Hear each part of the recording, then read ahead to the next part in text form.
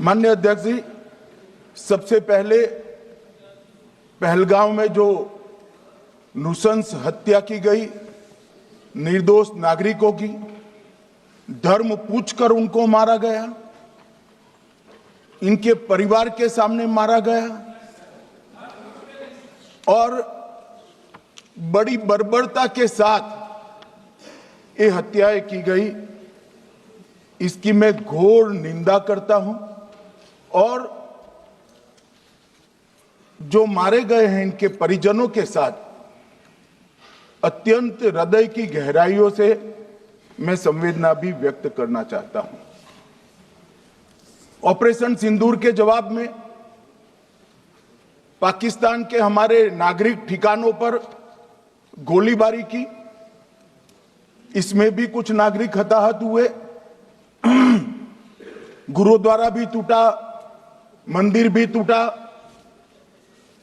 जो भी नागरिक उसमें घायल हुए हैं और जो हताहत हुए हैं वो सभी के प्रति मैं पूरे सदन की ओर से गहरी संवेदना व्यक्त करना चाहता हूं। माननीय अध्यक्ष जी, कल से यहां पर पक्ष और विपक्ष दोनों की चर्चा चल रही है और स्वाभाविक है जब इस तरह की नृशंस घटना घटे देश में तब इस पर मुक्त चर्चा भी होनी चाहिए, चिंतन भी होना चाहिए, आगे न हो इसकी व्यवस्था की भी चिंता होनी चाहिए। माननीय अध्यक्ष जी, मैं विषय पर आने से पहले आपके माध्यम से सदन को और सदन के माध्यम से पूरे देश को ऑपरेशन महादेव जो कल एक हुआ है इसकी जानकारी देना चाहता हूं। माननीय अध्यक्ष जी, कल ऑपरेशन महादेव में सुलेमान उर्फे फैजल जट, अफगान और जिब्रान, 3 आतंकवादी सेना, सीआरपीएफ और जम्मू कश्मीर पुलिस के संयुक्त अभियान में ऑपरेशन महादेव में मारे गए। और माननीय अध्यक्ष जी, ये जो सुलेमान है ए श्रेणी का लश्कर तोयबा का कमांडर था पहलगाम हमले में, और गगनगिर आतंकी हमले में वो लिप्त था। इसके ढेर सारे सबूत हमारी एजेंसियों के पास है। अफगान ए श्रेणी का लश्कर तैयबा का आतंकवादी था और जिब्रान भी ए ग्रेड आतंकवादी था। और माननीय अध्यक्ष जी, मैं सदन को और सदन के माध्यम से पूरे देश को बताना चाहता हूं, जिन्होंने बैसरन घाटी में हमारे प्रवासियों को, नागरिकों को मारा था, ये तीनों आतंकवादी ये थे और तीनों मारे गए।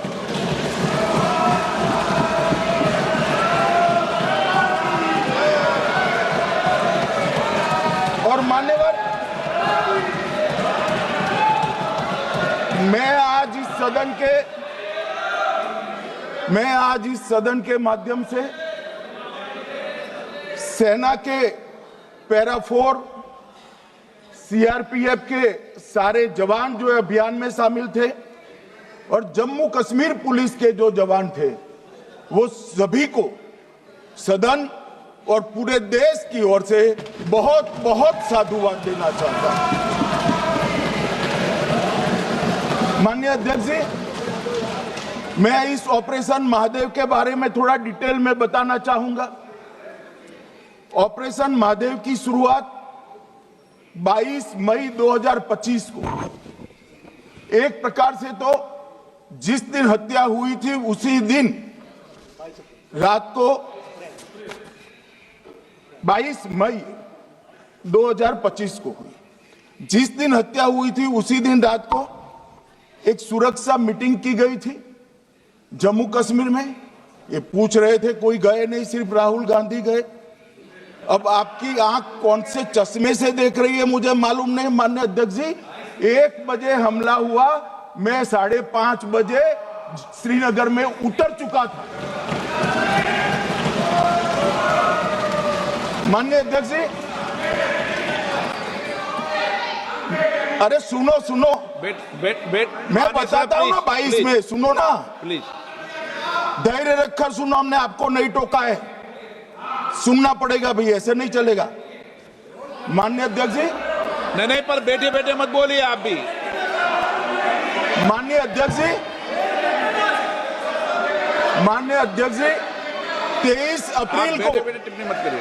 एक सुरक्षा मीटिंग की गई, सभी सुरक्षा बल, सेना, CRPF, BSF, Jammu Kashmir police, और सबसे पहले उसमें निर्णय किया गया कि जो नृशंस हत्यारे हैं वो देश छोड़कर पाकिस्तान भाग न पाए, इसकी हमने पुख्ता व्यवस्था की और भागने नहीं दी। 22 मई को आईबी के पास एक ह्यूमन इंटेल आई और एक क्षेत्र के अंदर, दाची गांव क्षेत्र के अंदर आतंकवादियों की उपस्थिति की सूचना मिली। आईबी और सेना द्वारा दाचीकाम क्षेत्र में अल्ट्रा सिग्नल कैप्चर करने के लिए जो इंस्ट्रूमेंट हमारी एजेंसियों ने बनाए हैं, इसके द्वारा इस सूचना को पुख्ता करने के लिए मई से 22 जुलाई तक लगातार प्रयास किए गए। ठंड में ऊंचाइयों पर हमारे सेना के अधिकारी पैदल इनके सिग्नल प्राप्त करने के लिए घूमते रहे, आईबी के अफसर भी घूमते रहे, सीआरपीएफ भी घूमती रही, और मान्यवर 22 जुलाई को हमें सफलता मिली, सेंसर्स के माध्यम से आतंकवादी होने की पुष्टि मिल गई। तब 4 पैरा जो हमारी सेना का एक हिस्सा है, उसकी नेतृत्व में 4 पैरा के जवान, सीआरपीएफ के जवान और जम्मू कश्मीर पुलिस के जवान मान्यवर एक साथ ये आतंकवादियों को घेरने का काम किया। सेना, सीआरपीएफ, जम्मू कश्मीर पुलिस की मीटिंग भी की गई, जो 5 ह्यूमन एसेट से उनको भी वहां भेजा गया, और कुल मिलाकर कल जो ऑपरेशन हुआ, इसमें हमारे निर्दोष नागरिकों को मारने वाले तीनों आतंकी मौत के घाट उतार दिए। मान्यवर, तीनों के नाम मैंने बताए हैं, सुलेमान उर्फे फैजल जट, अफगान और जिब्रान। मान्यवर, वो तो एक आशंका थी कि यही लोगों ने घटना की है, मगर मैं बाद में एनआईए की जांच पर आता हूं, एनआईए ने पहले से ही इनको, जिन्होंने आसरा लिया था, वो लोगों को गिरफ्तार कर रखा था, उनको खाना पहुंचाने वाले लोगों को अपने कब्जे में रखा था। तो जब आतंकवादियों के शव श्रीनगर आए, इनसे पहचान कराई गई, 4 लोगों ने पहचान लिया, यही 3 लोग थे जिन्होंने पहलगांव में आतंकी घटना को, मगर हमने इस पर भी भरोसा नहीं किया मान्यवर, कोई जल्दबाजी नहीं की। हमने जो आतंकी घटना स्थान से कारतूस मिले थे, वो कारतूस का एफएसएल रिपोर्ट पहले से कराकर रखा था, और चंडीगढ़ सेंट्रल एफएसएल के अंदर बैलिस्टिक रिपोर्ट के आधार पर उनका रिपोर्ट तैयार था। जब ये कल आतंकवादी मारे गए, इनकी 3 राइफलें पकड़ी गई, एक M9 अमेरिकन राइफल थी और 2 AK-47 राइफल थी। जो कारतूस मिले थे वो भी M9 और AK-47 के भी थे, मगर हमने इससे भी संतोष नहीं माना। ये राइफलों को एक विशिष्ट विमान के द्वारा कल रात को 12 बजे चंडीगढ़ पहुंचा गया, और पूरी रात फायरिंग कर इसके भी खाली खोखे जनरेट किए गए, 2 खोखों का मिलान किया गया, राइफल की नाली और निकले हुए खोखों का भी मिलान हो गया। तब ये तय हो गया कि इन्हीं 3 राइफलों से हमारे निर्दोष नागरिक मारे गए। और मान्यवर, आज मैं सदन को बताते हुए बहुत खुश हूं, मोदी जी ने ऑपरेशन सिंदूर कर आतंकवादियों को जिन्होंने आतंकवादियों को भेजा था उनके आकाओं को जमीन में मिलाने का काम किया था सेना और सीआरपीएफ ने। वो आतंकवादियों को भी समाप्त कर दिया। और मान्यवर,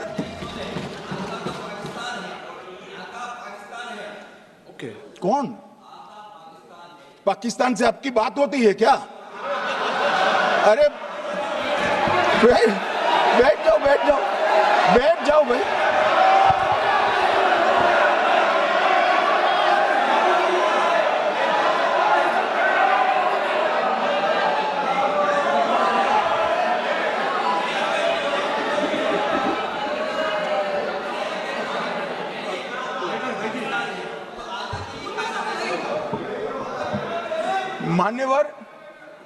मान्यवर मैं बताता हूं कैसे इनके आका मारे गए, वो भी नाम के साथ बताता हूं, जगह के साथ बताता हूं, घंटे मिनट और सेकंड के साथ बताता हूं। मान्यवर मैं तो अपेक्षा करता था कि जब ये सूचना सुनेंगे पक्ष विपक्ष में खुशी की लहर दौड़ जाएगी, मगर ये स्याही पड़ गई इनके चेहरे। ये क्या है मान्यवर, इस तरह की पॉलिटिक्स? भाई आतंकवादी मारे गए, आपको इसका भी आनंद नहीं है?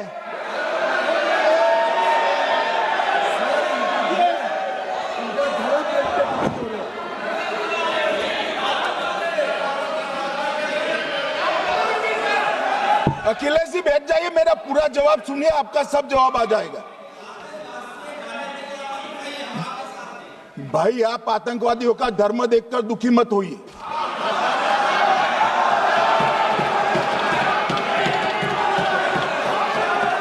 अखिलेश बैठ जाइए यार।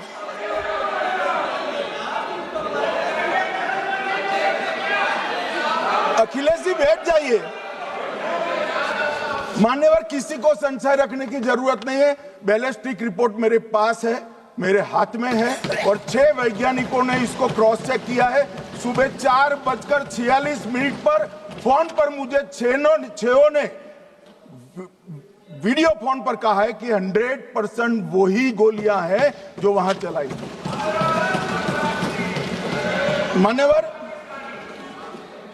ये हमारे देश की सेना, सीआरपीएफ और जम्मू कश्मीर पुलिस, ये तीनों का एक साझा बहुत बड़ा कामयाबी है, जिस पर 140 करोड़ को नाज होना चाहिए, देश की जनता को नाज। मान्यवर मैं तो गया था वहां पर जब ये घटना हुई, दूसरे दिन इनके परिजनों को मिला था। 6 दिन की शादी वाली बच्ची विधवा होकर मेरे सामने खड़ी थी। आज तक मैं वो दृश्य नहीं भूल सकता। मगर आज सारे परिजनों को मैं कहना चाहता हूं कि मोदी जी ने ऑपरेशन सिंदूर से भेजने वालों को भी मारा, और हमारे सुरक्षा बलों ने जिनको भेजा था उनको भी मारा, और एक ऐसा सबक सिखाया है कि आने वाले कई दिनों तक कोई ऐसी हिम्मत नहीं कर पाएगा। मान्यवर मैं थोड़ा एनआईए की जांच के बारे में भी बताना चाहूंगा। मान्यवर जिस दिन लश्कर-ए तोयबा ने और इसके आउटफिट टीआरएफ ने इसकी जिम्मेदारी ली, उसी दिन हमने तय कर लिया था कि ये जांच एनआईए को सौंप दी जाएगी, क्योंकि एनआईए आतंकवाद के केसों की जांच के लिए, वैज्ञानिक तरीके से जांच करने के लिए और सजा कराने के लिए महारत हासिल की हुई विश्व मान्य एजेंसी है, जिसका सजा कराने का दर 96% से ज्यादा है। मान्यवर हमने तुरंत ही इसकी जांच एनआईए को दे दी। हमने पूरी व्यवस्था की, सेना, बीएसएफ, सीआरपीएफ और जम्मू कश्मीर पुलिस ने, कि लोग देश छोड़कर भाग न जाए। और मान्यवर इसकी जांच की शुरुआत हुई। एक थकाने वाली बहुत लंबी जांच हुई है। जांच के दौरान मृतक के परिजन जो साथ में थे उनको सभी को चर्चा किए गया, पर्यटकों, खच्चर वालों, पोनी वालों, फोटोग्राफर, कर्मचारियों, विभिन्न दुकान में काम करने वाले लोगों, कुल मिलाकर 1055 लोगों की लंबी 3000 घंटे से ज्यादा पूछताछ इंफॉर्मेशन के लिए की गई और इस सबको वीडियो पर रिकॉर्ड कर दिया गया और बाद में इसके आधार पर स्केच बनाया गया और ढूंढते 22/6/25 को एक बशीर की पहचान की गई और परवेज की पहचान की गई, जिन्होंने आतंकवादी घटना के अगले दिन आतंकवादियों को शरण दी थी, उनको अपने ढोक में रखा था। वो दोनों को गिरफ्तार कर लिया गया, अब वो हमारी कस्टडी में है। दोनों गिरफ्तार अपराधियों ने खुलासा किया कि 21/4/25 की रात को 8 बजे 3 आतंकवादी बेसरण से लगभग 2 किलोमीटर दूर स्थित परवेज ढोक में आए थे। आतंकवादियों के पास AK-47 और M9 कार्बाइन थी, जो 2 आतंकवादियों ने काली पोशाक पहनी थी और एक ने छद्म वेश किया था। खाना खाया, चाय पी और ढोक से निकलते वक्त कुछ खाना, नमक, मिर्च और मसाले लेकर वो चले गए। मान्यवर, उस वक्त हमने जिन खोखो को रिकवर किया था, इसको हमने चंडीगढ़ FSL में टेस्टिंग के लिए भेज दिया और जब चंडीगढ़ FSL में टेस्टिंग के लिए भेजा गया तो वही राइफल से एप्को आतंकी हमला हुआ था, वो भी निश्चित हुआ। तो आज इसके साथ साथ दूसरे एप्को आतंकी हत्या को अंजाम देने वाले आतंकियों का भी इसके साथ ही समाप्ति हुई है, उनको मार दिया गया है। मान्यवर, और इसके बाद में स्केच बनाया गया। गिरफ्तार किए गए दोनों आरोपियों की माता जो थी, इन्होंने ये तीनों आतंकियों के मृतदेहों को पहचान लिया है। दोनों आतंकवादी घटना में साथ लेने वाले उनके साथियों ने भी पहचान लिया है और अब उसकी FSL की पुष्टि भी आज सुबह 4 बजे हो गई थी। अब मैं जांच का पूरा ब्यौरा बताना चाहता हूं मान्यवर। ये हमले में 3 पाकिस्तानी आतंकवादी थे। हमले में 2 AK-47 और 1 M9 कार्बाइन का प्रयोग किया गया था और अब जो पकड़े गए हैं, इसके सुलेमान के कारण एप्को का मामला भी आज रिजॉल्व हो रहा है और आतंकवादियों को पनाह देने वाले 2 स्थानीय लोगों को भी इस केस में पकड़ लिया गया है। अब मान्यवर, कल पूछते थे कहां से आए, कहां गए, किसकी जिम्मेदारी है। भाई, जिम्मेदारी हमारी ही है, हम सरकार में हैं, हमारी ही जिम्मेदारी है। मगर मैं पूछता हूं, जब आप सरकार में थे तब क्या क्या हुआ था, इसकी जिम्मेदारी किसकी थी और क्यों निर्वहन नहीं किया, वो भी बाद में पूछूंगा, जरा धीरज से सुनना। मगर मान्यवर, मुझे एक बड़ा दुख हुआ। कल इस देश के पूर्व गृह मंत्री चिदंबरम जी ने सवाल उठाया कि क्या प्रूफ है कि ये आतंकवादी पाकिस्तान से आए, और मान्यवर कब उठाया, जब संसद में चर्चा होने वाली थी। क्या कहना चाहते हैं चिदंबरम साहब, किसको बचाना चाहते हैं? पाकिस्तान को बचाकर आपको क्या मिलेगा? वो ये कह रहे हैं कि और क्या है, मत जवाब दो।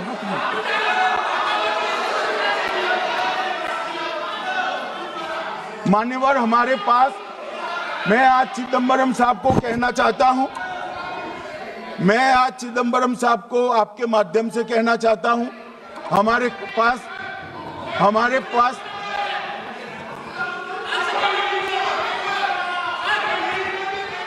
मान्यवर, हमारे पास प्रूफ है, वो भी मैं सदन के सामने रखना चाहता हूं कि तीनों पाकिस्तानी थे। 3 में से 2 के पाकिस्तान के वोटर नंबर भी आज हमारे पास उपलब्ध है। मान्यवर, ये राइफलें हैं, ये राइफलें भी हमारे पास उपलब्ध है। इनके पास से जो चॉकलेटें मिली हैं, वो चॉकलेटें ढोक में से मिली, वो भी पाकिस्तान की बनाई हुई चॉकलेट है। मान्यवर, ये कहते हैं कि पाकिस्तानी नहीं थे, इसका मतलब पूरी दुनिया के सामने इस देश का एक पूर्व गृह मंत्री पाकिस्तान को क्लीन चिट दे रहा है।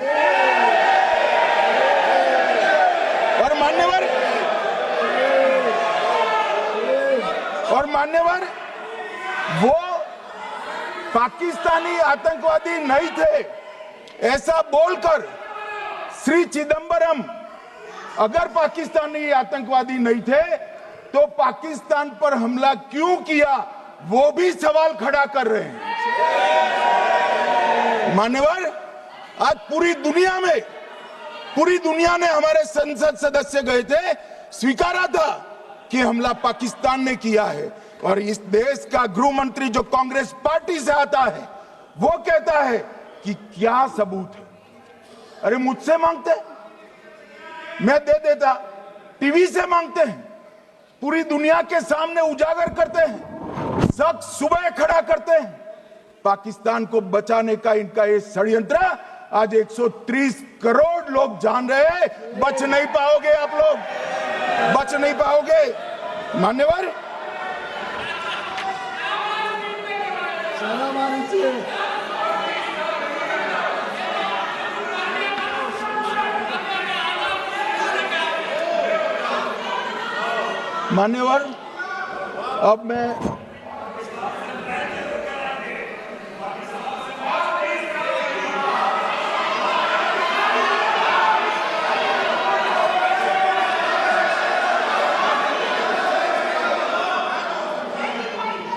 मान्यवर, अब मैं पहलगांव आतंकी हमला और ऑपरेशन सिंदूर, ये दोनों घटनाक्रम के लिए मान्यवर ये अभी से थक जाते हैं।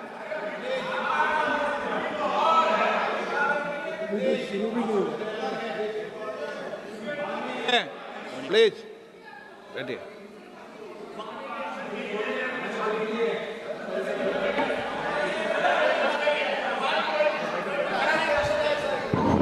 मान्यवर, मैं आपके माध्यम से कहना चाहता हूं, थोड़ा धैर्य रखे भैया, अभी तो शुरू हुआ है, अभी तो शुरू हुआ है। मान्यवर,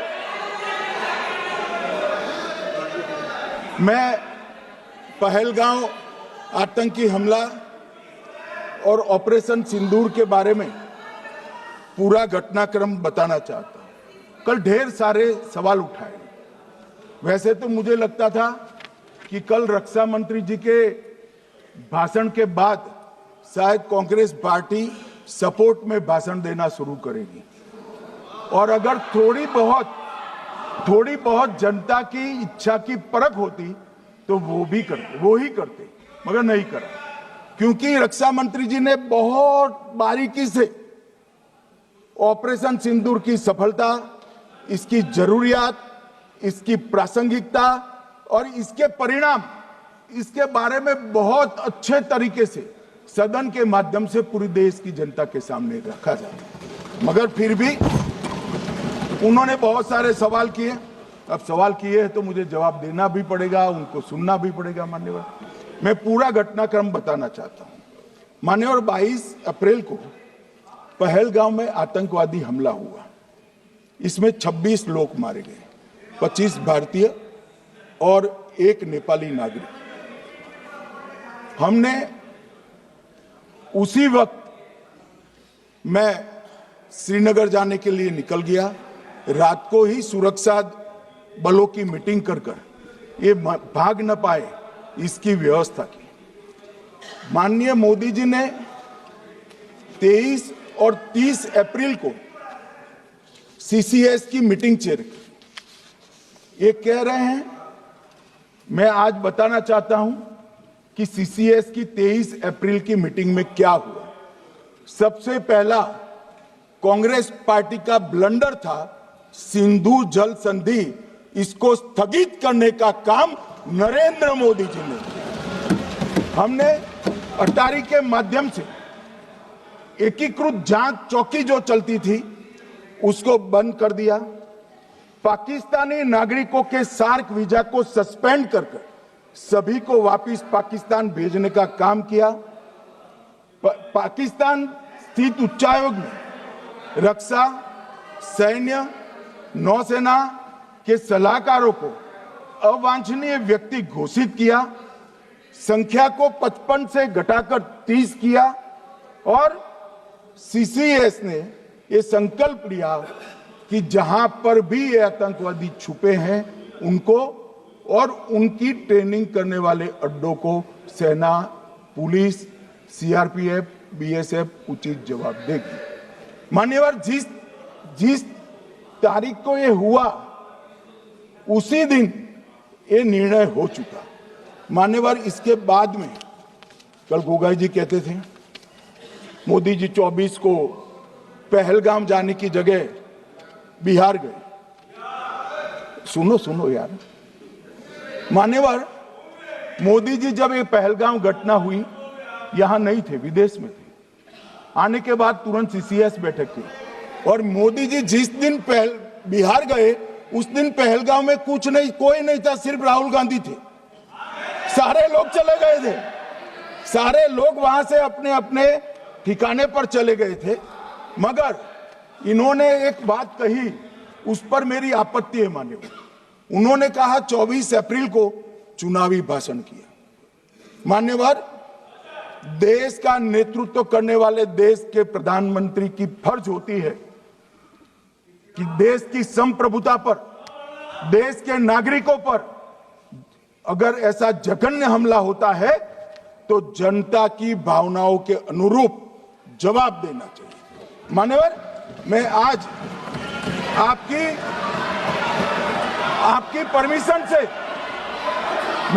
परमिशन से मोदी जी के बिहार भाषण के कुछ अंश पढ़ना चाहता हूं। कोट अनकोट है। 22 अप्रैल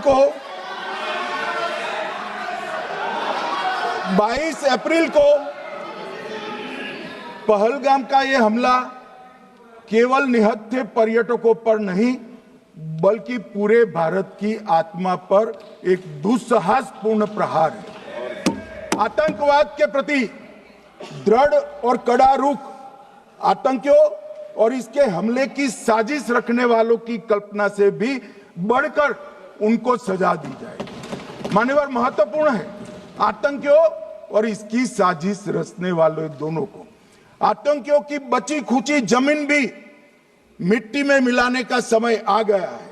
140 करोड़ भारतीय इस बात के लिए एकजुट है कि आतंक के आकाओं की कमर तोड़ दी जाएगी। भारत हरेक आतंकवादी और उनके समर्थकों की पहचान करेगा, उनका पता लगाएगा और उन्हें दंडित करेगा। आतंकवाद कभी भी भारत की आत्मा नहीं तोड़ पाएगा। न्याय सुनिश्चित करने का मैं हर संभव प्रयास करूंगा। अनकोट। अब इसमें किसी को चुनावी भाषण दिखाई पड़ता है तो उसकी समझ शक्ति पर बहुत सारे सवालिया निशान लग जाते हैं। ये चुनावी भाषण नहीं है, आतंकवाद के खिलाफ लड़ने का 140 करोड़ भारतीयों का प्रतिघोष है जो मोदी जी ने वहां दिया। इनको चुनावी भाषण दिखाई पड़ता है। जैसे चश्मे होते हैं ऐसी ही दृष्टि होती है। मान्यवर, इसके बाद 30 अप्रैल को मान्यवर 30 अप्रैल को सीसीएस की बैठक हुई। पहले 23 को हुई थी। उसमें सशस्त्र बलों को पूर्ण ऑपरेशन की फ्रीडम दे दी गई। प्रधानमंत्री मोदी जी ने सीसीएस की उपस्थिति में रक्षा मंत्री, एनएसए और सेनाओं के प्रमुख के साथ बैठकर पूर्ण ऑपरेशनल फ्रीडम देने का काम किया और इसके बाद ये ऑपरेशन सिंदूर हुआ। मान्यवर, ऑपरेशन सिंदूर 7 मई को रात को 1:04 से 4 मिनट से 1:24 तक चला। उसमें पाकिस्तान के 9 आतंकी ठिकानों को ध्वस्त कर दिया और पूरी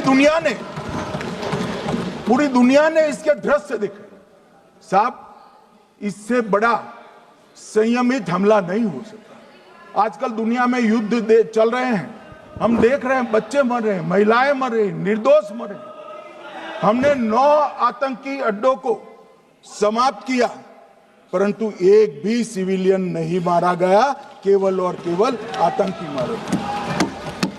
स्थान थे मरकज सुभान अल्लाह बहावलपुर, मरकज तैयबा मुरीद के, महमूना जाया कैंप सियालकोट, अरे नाम सुनो काम में आएंगे, सरजाल camp Sialkot, Sawai Nala camp Muzaffarabad, Syedna Bilal camp Muzaffarabad, Gulpur camp Kotli, Barnala camp Bhimber और अब्बास कैंप कोटली। मान्यवर, सर्जिकल स्ट्राइक और एयर स्ट्राइक में हमने पाक ऑक्यूपाई कश्मीर में ही हमला किया, एक प्रकार से भारत के हिस्से पर ही हमला किया। पाक ऑक्यूपाई कश्मीर हमारा ही है, तो हमने तो हमारे हिस्से में हमला किया, मगर इस बार 100 किलोमीटर अंदर घुसकर पाकिस्तान की भूमि पर आतंकवादियों को तबाह करने का काम